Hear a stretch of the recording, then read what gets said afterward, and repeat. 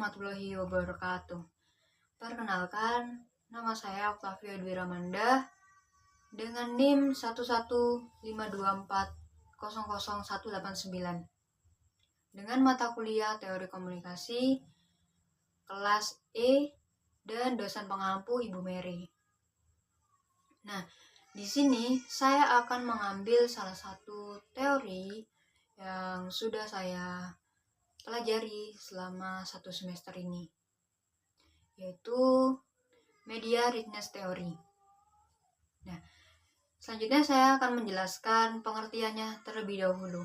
Apa sih Media Richness Theory ini? Jadi, Media Richness Theory ini yaitu sebuah teori komunikasi yang dikembangkan oleh Richard Lee Duff dan Robert H. Langell pada tahun 1986. Dan teori ini membahas tentang bagaimana berbagai media itu mempunyai tingkat kekayaan yang berbeda-beda.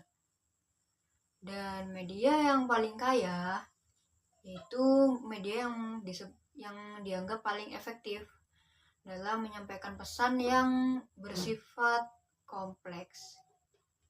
Lalu selanjutnya ada tujuan. Nah, tujuan utama dari teori ini yaitu untuk membantu organisasi atau individu dalam memilih sebuah media komunikasi yang paling efektif berdasarkan jenis pesan yang ingin disampaikan. Nah, apakah dalam pesan itu mengandung emosional, rumit, lalu mendesak, atau cukup sederhana? Nah, seperti itu.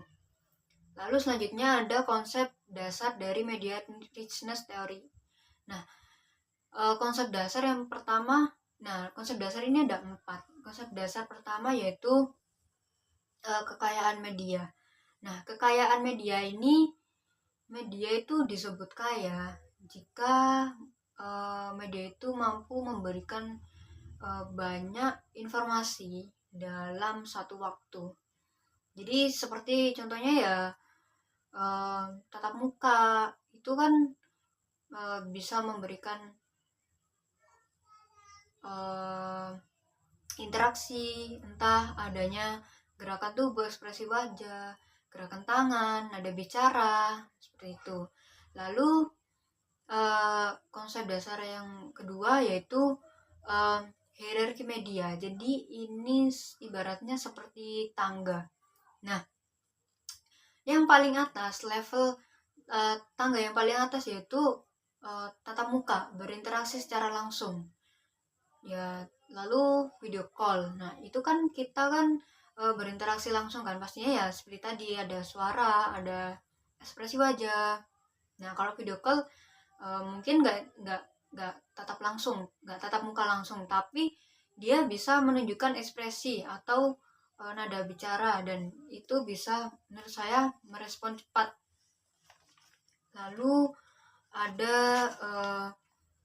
Lalu selanjutnya yaitu dari konsep dasar Media Richness Theory ini ada kesesuaian media dengan pesan.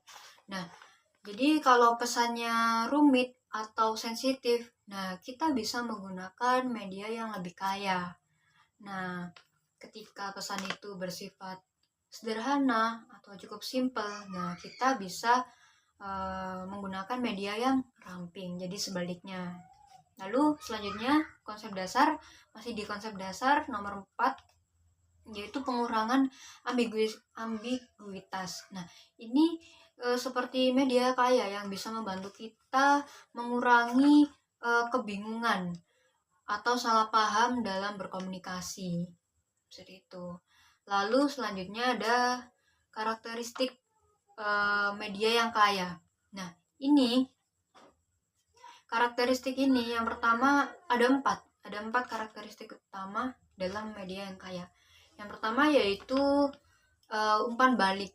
Jadi ini media kaya yang memungkinkan kita berinteraksi secara real time. Nah, contoh medianya seperti tatap muka, berinteraksi langsung, atau video call. Nah, contohnya seperti ketika saya ngobrol dengan teman saya. Nah, saya kan bisa langsung bertanya atau menjawab, lalu menanggapi ekspresi mereka. Ya, seperti itu. Contoh lain seperti ketika saya melakukan pembelajaran dalam kuliah. Nah, ketika saya kurang paham dengan apa yang dijelaskan oleh dosen, saya bisa bertanya ke dosen itu untuk mengulangi materi, dan dosen menjawab lalu menjelaskan ulang. Jadi umpan baliknya itu cepat. Lalu yang kedua dari karakteristik media yang kaya yaitu keberagaman isyarat simbol. Nah, ini media kaya yang menyampaikan pesan lebih dari sekedar kata-kata. Nah, pastinya nonverbal. Tentunya ada gerakan tubuh, ekspresi wajah, lalu nada suara, gerakan tubuh, dan lain-lain. Nah, contoh medianya ya seperti ketika kita berinteraksi langsung tatap muka, lalu video call, lalu ya intinya media bisa memberikan bahasa non-verbal seperti itu. Lalu berikutnya yang ketiga dari karakteristik ini ada penggunaan bahasa alami. Nah, ini media kaya yang memungkinkan kita menggunakan bahasa sehari-hari, bahasa yang fleksibel, gaya bahasa nada bicara, gaya bicara yang santai, yang kecil. Jadi contoh medianya ya seperti telepon, tatap muka langsung, video call. Jadi contohnya seperti ketika saya berdiskusi dengan teman saya, pastinya saya menggunakan bahasa sehari-hari saya ketika bersama teman, tidak formal. Nah, termasuk humor sesama teman, lalu nada suara saya, atau ya seperti itu, menyesuaikan kalau sesama teman, kayak lebih ngecil begitu. Nah, itu membantu saya memudahkan dalam berdiskusi, jadi lebih enjoy. Nah, lalu yang terakhir dari karakteristik media yang kaya ini yaitu media personalisasi pesan. Nah, ini media kaya yang menyampaikan pesan lebih ke personal atau kontekstual. Nah, ini tergantung siapa yang kita ajak bicara. Contohnya ya seperti saya, ketika teman saya ada yang galau atau lagi kehilangan semangat, nah saya kan punya inisiatif ingin menyemangati atau memberikan motivasi ke teman saya ini. Nah, pastinya saya akan memilih kata-kata atau nada bicara yang ingin saya sampaikan agar lebih diterima atau mengena. Lalu selanjutnya ada kesesuaian media dengan jenis pesan dari teori ini, yaitu yang pertama adalah pesan kompleks dan ambigu. Ini memerlukan media yang kaya karena pesan dapat memiliki berbagai interpretasi dan memerlukan klarifikasi. Contohnya seperti ketika kita melakukan diskusi strategi bisnis, lalu membahas isu sensitif atau negosiasi. Nah, yang kedua ada pesan mendesak atau memerlukan respon cepat. Nah, ini memerlukan media yang memungkinkan umpan balik yang instan. Jadi contohnya seperti ketika membutuhkan keputusan darurat, lalu koordinasi tim atau informasi yang penting lainnya yang harus segera diketahui atau direspon ya seperti itu. Lalu yang ketiga pesan bersifat emosional atau personal. Nah, ini lebih baik disampaikan melalui media yang memungkinkan ekspresi nonverbal. Contohnya seperti ada berita buruk dan motivasi karyawan atau ucapan selamat. Nah, media yang sesuai tatap muka atau telepon. Dengan memahami kesesuaian media dan jenis pesan ini, organisasi dan individu dapat meningkatkan efektivitas komunikasi mereka. Nah, dalam media readiness theory ini, setiap media komunikasi memiliki kelebihan dan kelemahan yang menentukan efektivitasnya dalam berbagai situasi. Lalu selanjutnya ada kelebihan dari teori ini. Nah, kelebihannya itu untuk meningkatkan pemahaman dengan umpan balik instan. Nah, seperti tadi. Dan berbagai isyarat komunikasi seperti gestur, ekspresi wajah, nada suara, dan media kaya ini membantu mengurangi kesalahpahaman karena adanya kita mengetahui nada suara, intonasi suara, lalu ekspresi-ekspresi wajah. Nah, seperti itu. Nah, selanjutnya yaitu mengurangi ambiguitas.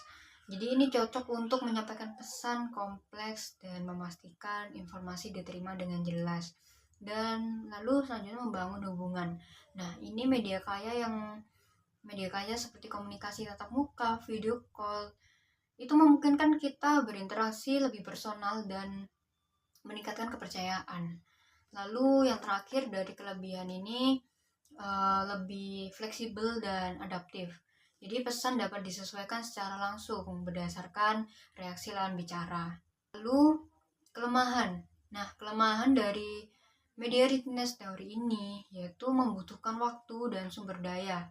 Nah, ketika melakukan tatap muka atau pertemuan langsung, sering memerlukan waktu lebih banyak dibandingkan dengan komunikasi berbasis teks. Nah, contohnya seperti ketika ingin mengadakan rapat, nah itu kan menyusun jadwalnya terlebih dahulu, belum lagi ketika hari H acara rapat saling menunggu lain, nah itu kan memakan waktu. Nah, lalu selanjutnya tidak selalu praktis dalam kasih jarak jauh. Nah, media yang kaya seperti pertemuan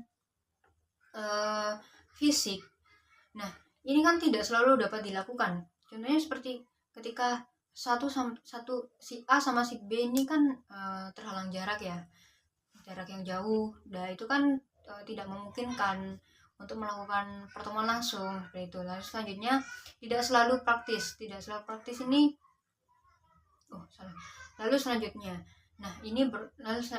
lalu selanjutnya ini berpotensi tidak efisien. Nah, ini untuk pesan sederhana atau rutin menggunakan media yang kaya bisa menjadi berlebihan. Lalu selanjutnya kurang terstruktur.